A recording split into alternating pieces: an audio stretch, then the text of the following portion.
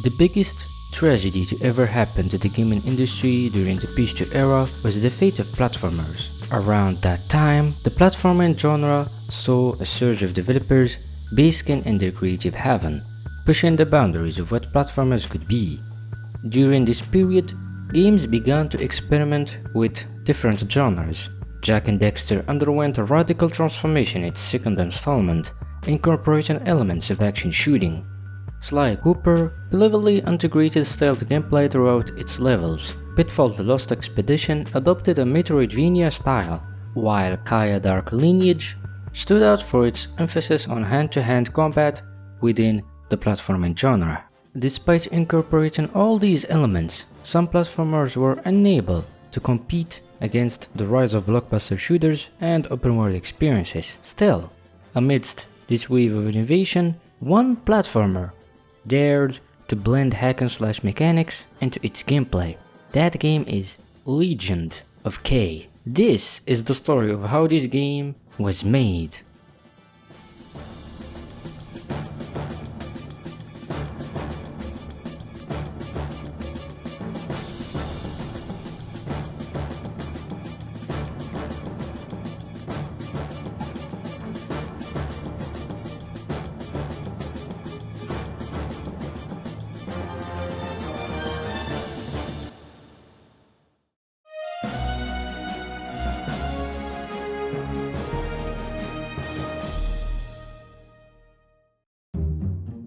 In order to learn about the history of Legend of K, we must go all the way back to 1992, specifically the inception of its developer, Neon Studios. It all began with a small group of developers who formed their first gaming company together.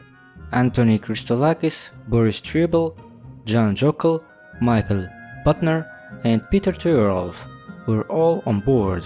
After a series of commissions for commercial games, Neon Studios finally had a shot at their first console title. That game was Timed the Flying Squirrel for the Amiga. After spending some time on the project, Neon Studios chose and commissioned the well-known German journalist Hans Ippisch to present the title to various publishers at the ECTS Trade Fair in London back in April 1993. When it felt like nobody was interested in the game, Ocean Software appeared to offer Neon Studios the publishing contract. After further progress into the development of Timed the Flying Squirrel, the game was ultimately scrapped, or had its content absorbed into what would end up becoming Mr. Nuts Hoppin' Mad. Released in 1994 for the Amiga, Mr. Nuts Hoppin' Mad proved to be a success. The great performance of Mr. Nuts opened the doors to Neon Studios to work on more projects, including a port for the Mega Drive titled Mr. Nuts 2 that, sadly, was never released.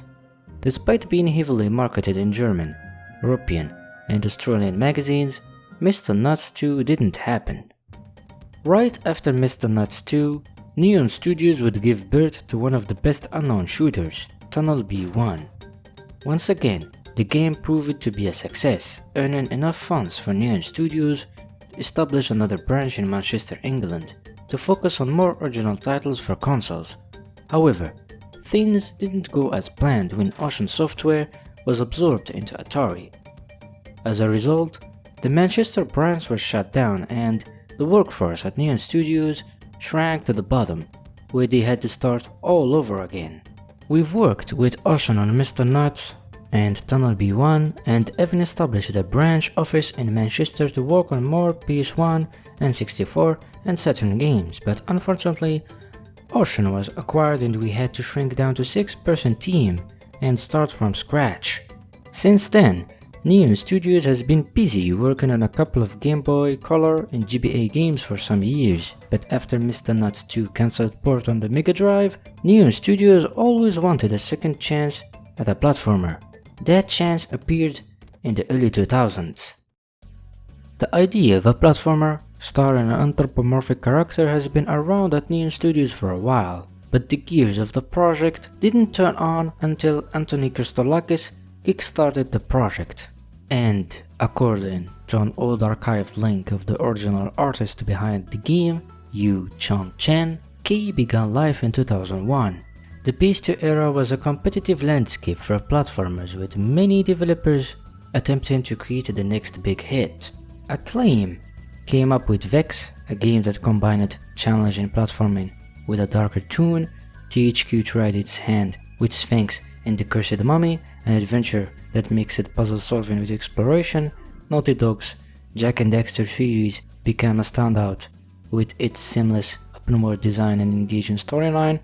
Meanwhile, Microsoft snagged Blinks from Artoon, introducing the world to a time-manipulating cat in a unique twist on the platforming formula. Every publisher had to be equipped with their mascot, which would compete with other iconic platformers like Mario and Sonic. Neon Studios' answer to all of these platformers was going to be in the form of Legend of K.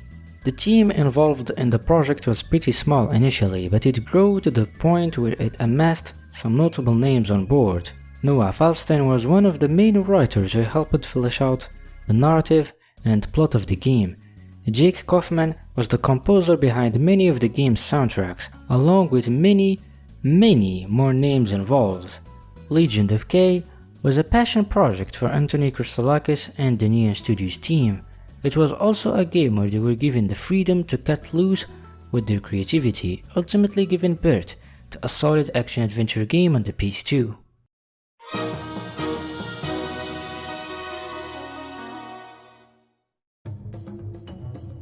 During the making of Legend of K, Neon Studios borrowed a slew of influences from several games. Anthony Christolakis, one of the key developers, stated that he drew inspirations from titles such as The Legend of Zelda, Devil May Cry, and Jak and Daxter during the level design process. The developers wanted to mix things up by pouring different ideas together, aiming to create a game that offered a unique and engaging experience. I pitched the idea for the game back then. I'm a Zelda fanboy and also enjoyed platformers since the 2D days a lot. Anthropomorphic characters were a thing back then. Nowadays it's more around realism. Admiration for martial arts and cool action combat like Zelda, Devil May Cry and others certainly also had an influence. The idea for a kung fu where Ninja Cat was floating around for quite a while. Mario 64 also had an influence as it felt truly revolutionary back then. Also Jak and Daxter was really cool. These weren't just the main sources of inspiration. Chinese kung fu shows, folklore, and the classic tale, Journey to the West, were also essential for the game's creation.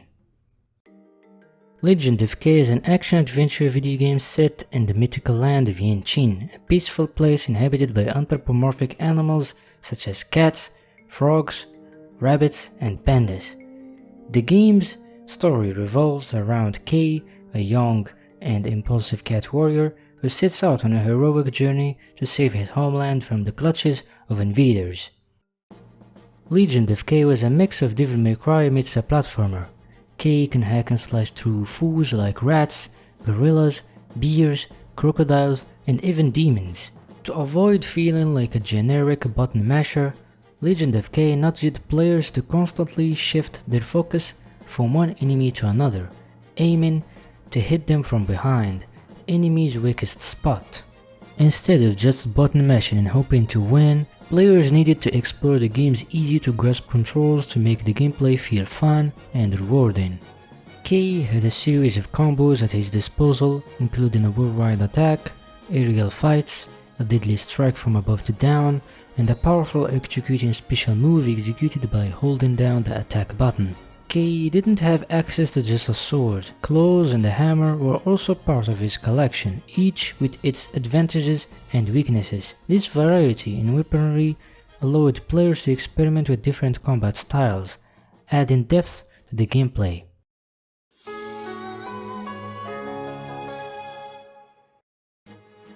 After 4 years in the development, Legend of K was finally launched on March 11, 2005 exclusively for the PS2. The game was first released in Europe and Germany by Juwood, who initially founded and supported the project until completion. Then a few months later, Legend of K was released in North America by Capcom. As you already know, the year 2005 was one of the most prosperous years in gaming. Resident Evil 4 just came out of the GameCube, Ninja Gaiden Black appeared like a stranger in your backyard, and God of War left everyone shirtless. How did Juwood or Capcom market The Legend of K amidst this fierce competition? Well, the truth is, the marketing for Legend of K was lacking. There was a couple of trailers here and there, and 2 print ads for Europe and USA, but other than that, the marketing wasn't effective enough. Despite the lack of marketing, Legend of K didn't fade into obscurity like many platformers released that year. Legend of K was well received among several media outlets like IGN, GameSpot and XPlay, while other media outlets didn't appreciate the game that much. Regardless of its reception, Legend of K wasn't considered a failure, and actual development began on a sequel almost immediately.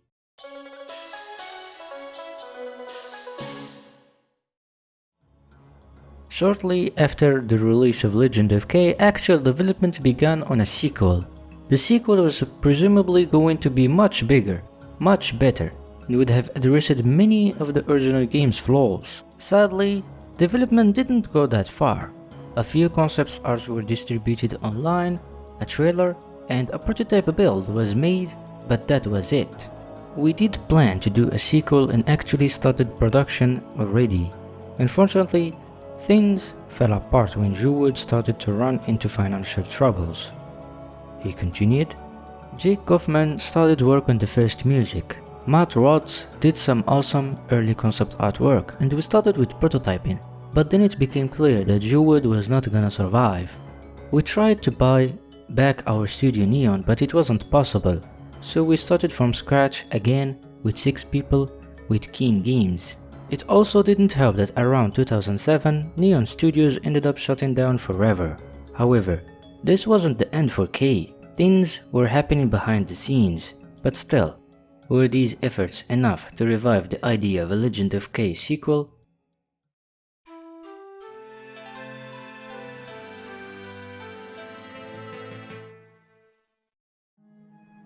Prior to Neon Studios' closure, there were plans to port The Legend of K to the PSP, but that never happened. The PSP port was reportedly going to be faithful to the PS2 release, with minimal differences. Whether a build exists in the wild or not remains unknown. 5 years after the release of The Legend of K on the PS2, a DS port was made. This port, however, wasn't developed by Neon employees. It was by Fire Hazard Studio, whom actually also shut down right after releasing the port back in 2010. Unlike the well-received PS2 release, the DS port of Legend of K was met with negative reception. Critics were disappointed with how poorly the game was controlled, citing clunky mechanics and the lack of responsiveness that made the gameplay feel frustrating. Additionally, the overall atmosphere of the DS version felt shallow and failed to capture the charm and depth of the original release. The port paid little respect to the game's roots, leaving fans and newcomers alike unsatisfied.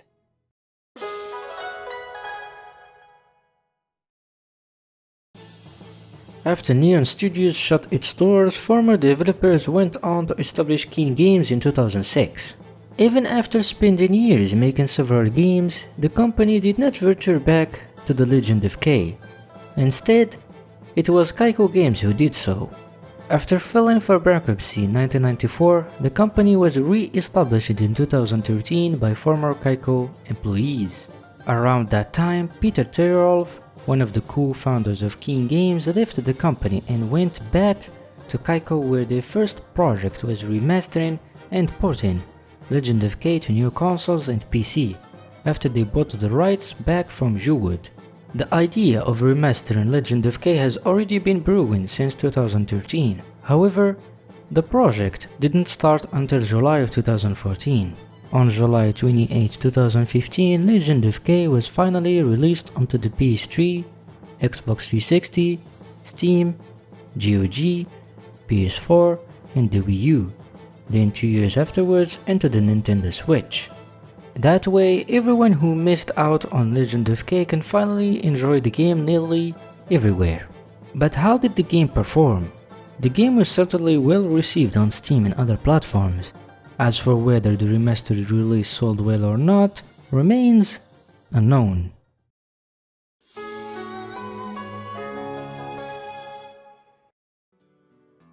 The possibility of a sequel for Legend of K remains uncertain. The IP is owned by Kaiko, which is part of THQ Nordic, ultimately under the umbrella of the Embracer Group. While the chances of a sequel may seem slim, if Sphinx and the Cursed Mummy, another relatively unknown action-adventure game, were to get a sequel, it might increase the chances of Legend of K to get one as well. 3D platformers may have stopped being the talk of the day, but to some they still are, and to many, 3D platformers will never cease to lure them back to a time when gaming wasn't all about saving the day from aliens and zombies, but more about taking hold of a cat who wants to put an end to tyranny.